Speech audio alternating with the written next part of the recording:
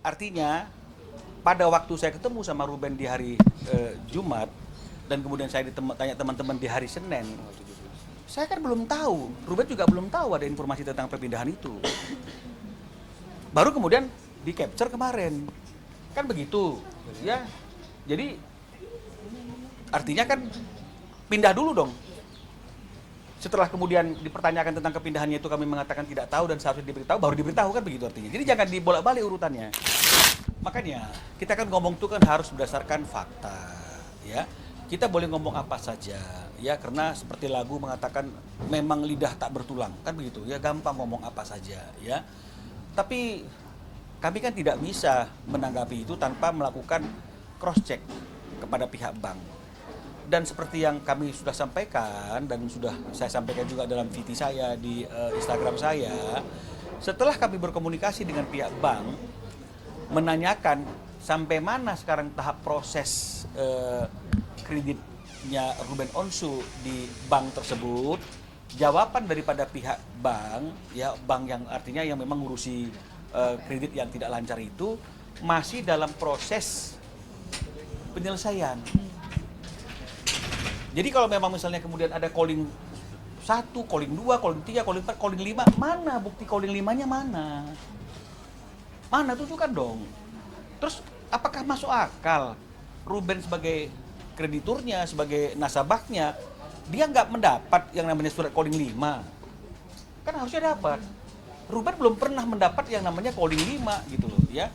Dan ketika kami kemarin bertanya tentang sejauh apa sekarang prosesnya, jawabannya juga yang saya sudah tunjukkan di VT saya itu masih dalam proses penyelesaian.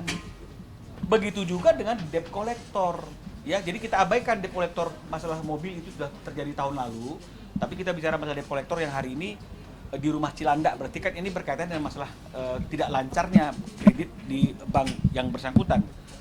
Ini juga kami tanyakan dengan pihak banknya itu, ngirim ya debt collector. Mereka jawabannya adalah kapan. Dia juga heran gitu loh. Karena memang mereka merasa tidak pernah mengirim debt collector dan mereka memang mekanismenya kalau misalnya kemudian ada yang namanya itu sebuah kredit macet yang kemudian agunannya atau jaminannya akan dilelang, itu pasti mekanismenya kan tidak pakai debt collector. Itu pasti akan ada berita acara, ada surat, kemudian ada pemberitahuan lelang, ada pengumuman koran. Jadi mekanismenya seperti itu. Bukan kirim orang 15 orang hilir mudik gitu loh. Jadi itu kan fakta. Dan saya sudah tunjukkan komunikasi kami dengan pihak bank. Jadi artinya tolonglah jangan lagi diperbesar sesuatu yang tidak dilandaskan pada fakta. Ya, karena kalaupun memang misalnya dia punya fakta, maka kami akan uji fakta itu dengan fakta yang kami dapatkan. Berarti ada orang yang bermain dengan memberikan dua informasi yang berbeda. Tapi hari ini kan masih kami yang menyampaikan bukti. Harusnya itulah yang menjadi pegangan kita, bahwa berita apapun yang berkaitan dengan masalah lelang dan debt collector itu adalah hoax. Karena tidak dilandasi pada bukti yang dapat dipertanggungjawabkan. Kalau kami kan saya sudah tunjukkan, boleh diulang-ulang tuh, dikunjungi lagi IG saya. Ada di situ dialognya. Ya, bukan artinya itu kita itu ingin memojokkan seseorang, tapi karena banyak pertanyaan, ya kita harus tunjukkan ini loh. Kami ngomongin dasarnya ini gitu. Bukan hanya dasar ngomong saja. Ya, saya kira seperti itu kalau mengenai masalah itu. Perihal komunikasi sama Ruben kan katanya Pak Sarwanda sendiri sudah memberitahu terkait kepindahannya, tetapi belum ada respon. Kan seperti yang saya katakan, dia boleh ngomong apa saja. Kalau memang sudah ada komunikasi, harusnya kan chatnya ditunjukkan dong. Tadi tunjukkan Bang. Ada chat. Ada. Nah, Foto tanggal di berapa Qualcomm chatnya? juga. Hari Jumat. Iya. Kenapa? 21 kan berarti kan kemarin tuh. Hari Selasa. Kenapa? Yang mana ini? 11 Juli itu debt collector. Ya, baru yang debt collector. Iya. Kalau debt collector tanggal 11 Juli. Tapi itu checklist 1 Bang. Masih checklist 1 yang pindah rumah. Iya. Jadi artinya kan baru hari ini today. Kan ini today nih. Loh, ini kan today, ini kan berarti kan hari ini. Artinya Itu kemarin, Bang. Kenapa? Di capture-nya kemarin Itu today capture itu. kemarin, Bang. oke kemarin, berarti kan kemarin. Artinya pada waktu saya ketemu sama Ruben di hari Jumat dan kemudian saya tanya teman-teman di hari Senin, saya kan belum tahu, Ruben juga belum tahu ada informasi tentang perpindahan itu. Baru kemudian di capture kemarin, kan begitu, ya. Jadi artinya kan pindah dulu dong. Setelah kemudian dipertanyakan tentang kepindahannya itu kami mengatakan tidak tahu dan seharusnya diberitahu, baru diberitahu kan begitu artinya. Jadi jangan dibolak-balik urutannya. Ya, itu dia persoalannya. Dan di sini kan juga dikatakan dia pindah rumah. Kemana pindahnya? Disebutkan? Ada Alamatnya, tapi Bang. ditutup karena screenshotan. Ada ya? Ada. Oke. Disensor. Ya. Oke, artinya kalau memang ada alamat rumahnya, oke, berarti sudah dilakukan pemberitahuan. Tapi kan pemberitahuannya itu kan sudah setelah dia pindah, setelah masyarakat Indonesia tahu dia pindah, setelah teman-teman media tahu dia pindah.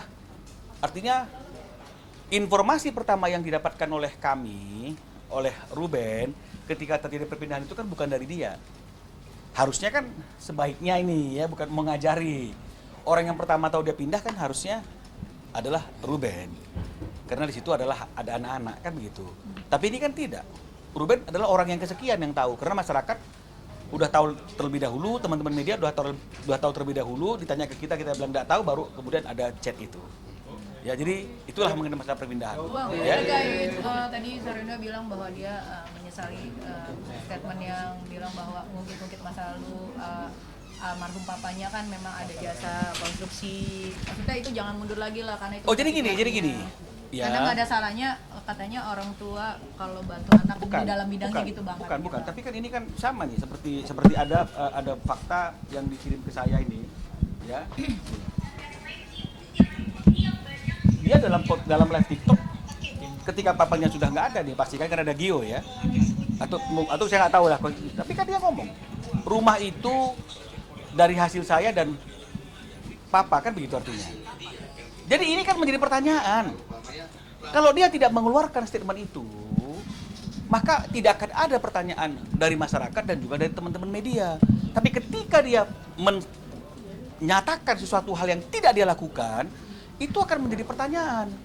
Masa kami diam saja ketika kami ditanyakan, katanya punya Syanu, loh kami kan harus keluar untuk mengatakan bahwa tidak seperti itu. Memang kadang-kadang kebenaran itu menyakitkan. Tapi kita harus terima. Oleh karena itu kalau memang misalnya kebenaran itu tidak mau kita ungkapkan, jangan dong menyampaikan sesuatu yang tidak sesuai dengan fakta dan kebenaran. Sama juga seperti ada podcast di Richard Lee. Kan yang mulai kan dia.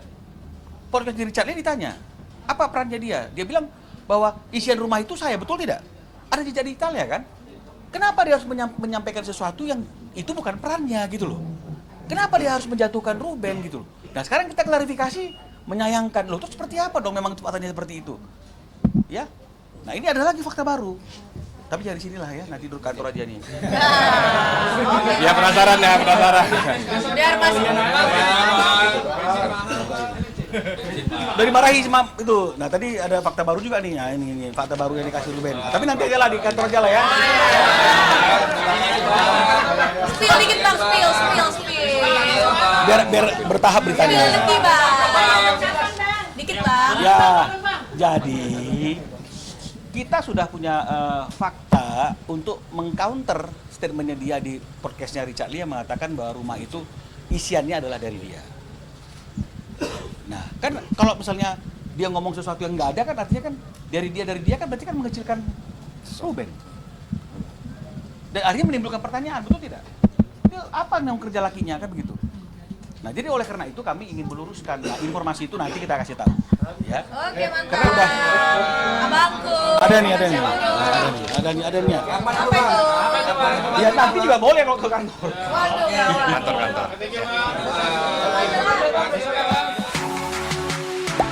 Gak sempat baca? Dengerin aja. Klik icon text to speech, gak pakai ribet di okezone.com.